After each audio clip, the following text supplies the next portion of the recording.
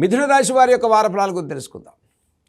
28 December 2025 ఆదివారం నుంచి 3 జనవరి 2026 శనివారం వరకు మిథున రాశి వారి యొక్క గ్రహగతుల ఆధారంగా వార ఫలాలు చూసుకున్నట్లయితే జన్మరాశిలో బృహస్పతి, తృతీయ కేతువు, షష్టమ బుధుడు, సప్తమంలో రవి, శుక్ర, కుజుల సంచారం, భాగ్యస్థిత రాహు, దశమంలో చంద్రశనుల యొక్క సంచారం. ఇక మిథున రాశి వారికి ఈ వారం ప్రారంభం నుంచి అన్నింటా చక్కటి శుభవార్తలు వినే వారంగా చెప్పుకోవచ్చు. మీ శ్రమకు మంచి ఫలితాలు లాభిస్తాయి.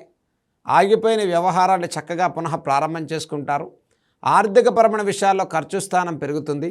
అలాగే రావాల్సిన ధనం విషయంలో కూడా ఆదాయం అనుకూలంగా పెరిగేటువంటి అవకాశాలు గోచరిస్తూ ఉన్నాయి. గతంలో ఆగిపోయినటువంటి ఫైనాన్షియల్ విషయాల్లో కూడా చాలా సానుకూల పరిస్థితులు గోచరిస్తూ ఉన్నాయి. వ్యాపారస్తులకు కూడా షష్టమ బుధుడు యొక్క సంచారం వల్ల ఈ వారంలో ప్రారంభం నుంచి వారాంతం వరకు అన్నింటా చక్కటి యోగ్యకరమైనటువంటి శుభవార్తలు వింటారు. వ్యాపార సంబంధితమైనటువంటి మంచి లాభాలు గోచరించే సంవత్సరంగా చెప్పుకోవచ్చు. జన్మరాశిలో బృహస్పతి యొక్క సంచారం వల్ల ఈ రాశి వారికి జీవిత భాగస్వామి సహాయ సహకారాలు లభిస్తాయి. మనోభీష్టాలు సిద్ధిస్తాయి. సంతానార్థం నుంచి శుభవార్తలు వింటారు. గృహంలో శుభమూలకమైనటువంటి ఖర్చు స్థానం పెరిగేటువంటి అవకాశాలు గోచరిస్తూ ఉన్నాయి. తృతీయ కేతు సంచారం వల్ల పుణ్యక్షేత్ర దర్శనాలు, దైవిక కార్యాచరణ, కుటుంబ సభ్యుల యొక్క విందులు వినోదాల్లో పాల్గొనేటువంటి అవకాశాలు గోచరిస్తూ ఉన్నాయి. ఇక అన్నింటా జీవితంలో పురోభివృద్ధిని సాధించేటువంటి సంకల్పాలతో ఈ ఆంగ్ల సంవత్సరం ఒక విధంగా ఒక నూతన ఉత్తేజకరమైనటువంటి సంవత్సరంగా ప్రారంభమయ్యే విధంగా మంచి సంకల్పాలు చేసే సంవత్సరంగా చెప్పుకోవచ్చు. కాబట్టి మిథున రాశి వారికి ఒక విధంగా ఈ గురుబలంతో కూడుకున్నటువంటి ప్రతి పనిలో కూడా ఇప్పటి వరకు పడినటువంటి కష్టాలు, ఆగిపోయిన వ్యవహారాలు, వ్యాపార సంబంధితమైన అనిశ్చిత వాతావరణం తొలగిపోతుంది. నూతన ఉద్యోగ ప్రయత్నాలు లాభిస్తాయి. విదేశీ ప్రయాణాలు, విదేశీ ఉద్యోగాల వారికి దశమ చంద్రశనుల యొక్క సంచారం వల్ల ఇప్పటి వరకు పడినటువంటి వీసా ఇష్యూస్ కానీ, విదేశీ ప్రయాణాల్లో వచ్చే ఇబ్బందులు తొలగిపోతాయి. వివాహాది ప్రయత్నాలు లాభించేటువంటి వారంగా చెప్పుకోవచ్చు. భాగ్యస్థిత రాహు సంచారం వల్ల రుణగ్రస్తం నుంచి ఉపశమనాన్ని పొంది రుణబాధల నుంచి విముక్తి పొందేటువంటి మీ ప్రయత్నాలని కూడా సఫలీకృతమయ్యేటువంటి వారంగా మిథున రాశి వారికి చెప్పుకోవచ్చు. ఇక చిన్న తరహా వృత్తి వ్యాపారస్తులకు కూడా ప్రోత్సాహకరంగా ఉంది. వ్యవసాయదారులు, కార్మికులకు, కర్షకులకు చాలా అనుకూలమైన సంవత్సరంగా చెప్పుకోవచ్చు. మనోభీష్టాలు సిద్ధిస్తాయి. దైవిక కార్యాచరణ చేసుకుంటారు. గృహంలో శుభ కార్యక్రమాలు చేసుకుంటారు.